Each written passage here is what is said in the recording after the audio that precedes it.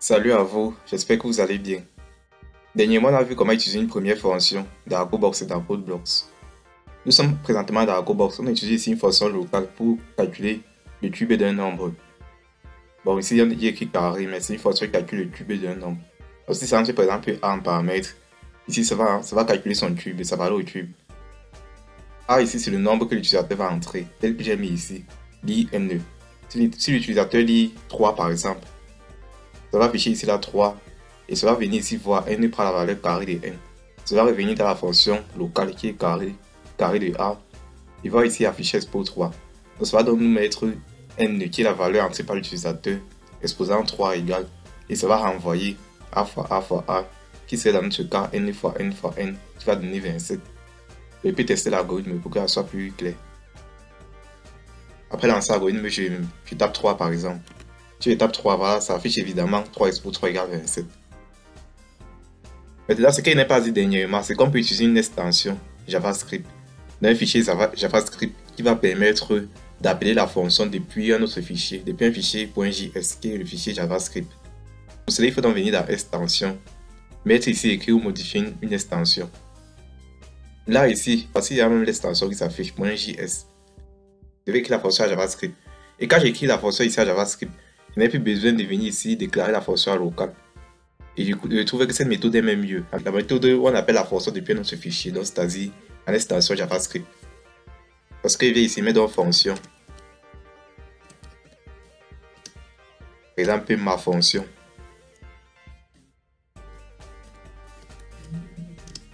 Ma fonction. Pour en paramètre, je vais mettre une variable. La variable peut doit être A, ça ne dérange pas.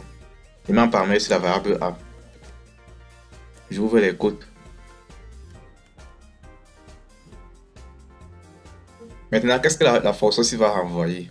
La fonction ci va renvoyer A fois A qui serait cube de A. Donc, je peux par exemple mettre ici return A étoile A étoile A et finir avec le point virgule pour que ça me renvoie A fois A qui donne A au cube. Maintenant ici là je peux directement enregistrer. Je viens sur enregistrer, sauver. Bon, je vais tout choisir mon répertoire. Voilà, il faut que ce fichier .js soit dans le même répertoire que le projet AlgoBox que vous venez de créer, que le fichier AlgoBox que vous avez créé à ce niveau. Je vais donc choisir mon répertoire habituel, qui est le répertoire fichier tuto. Fichier tuto, voici. Je peux peut-être mettre cube. Enregistrer. Voilà, c'est cube.js. Et ça doit être dans le même répertoire que cet autre fichier ici, le .alg. C'est dans le même répertoire. C'est dans le même répertoire ici qui est fichier tuto. Maintenant, ce que je vais faire ici, là, je vais appeler la fonction .js. Je vais appeler la fonction cube et ma fonction. Je vais appeler le fichier cube.js pour extraire cette fonction, c'est là pour utiliser cette fonction, la fonction ma fonction. Ce que je vais donc faire ici, là, je n'aurai plus besoin de cette fonction locale. Je peux donc effacer celle-ci. Je peux donc l'effacer. À ce niveau maintenant, je vais charger l'extension .javascript. Pour charger cette extension, là, je vais ici dans extension, dans le menu extension. Je clique ici sur charger une extension. Je peux donc choisir mon fichier que j'ai édité, à savoir cube.js. Je choisis cube.js et je l'ouvre. Ça apparaît évidemment ici la extension utilisée cube.js. Lorsque vous chargez une extension, ça doit apparaître ici. Voilà. N ici là. Lit N. Afficher N. Tel que j'ai édité ma fonction. Ma fonction de A.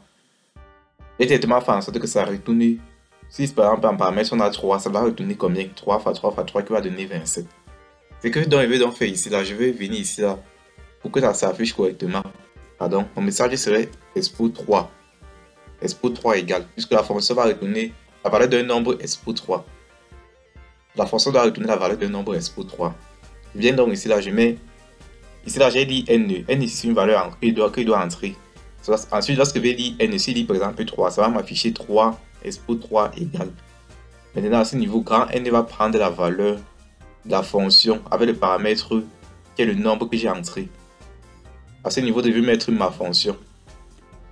Alors, comme je disais à ce niveau-ci, n va prendre la valeur, le nom de la fonction. Si je veux prendre le nom de la fonction C, qui est ma fonction, venir mettre à ce niveau. Pour que le paramètre qui est n ici, la ligne pivot de ma fonction, n ici c'est le paramètre de la fonction ma fonction. Le paramètre ici va se comporter comment? Ça va se multiplier par lui-même 3 fois. Ça va venir ici, il affiche dans n. N ici va stocker cette valeur, c'est la valeur que la fonction ici va retourner. Donc n ici c'est un entier qui va stocker la valeur que la fonction ici doit retourner. Donc j'affiche dans n. Je peux à ce niveau vérifier mon code. Je vérifie le code, il n'y a aucun problème. Je teste mon algorithme. Je lance l'algorithme.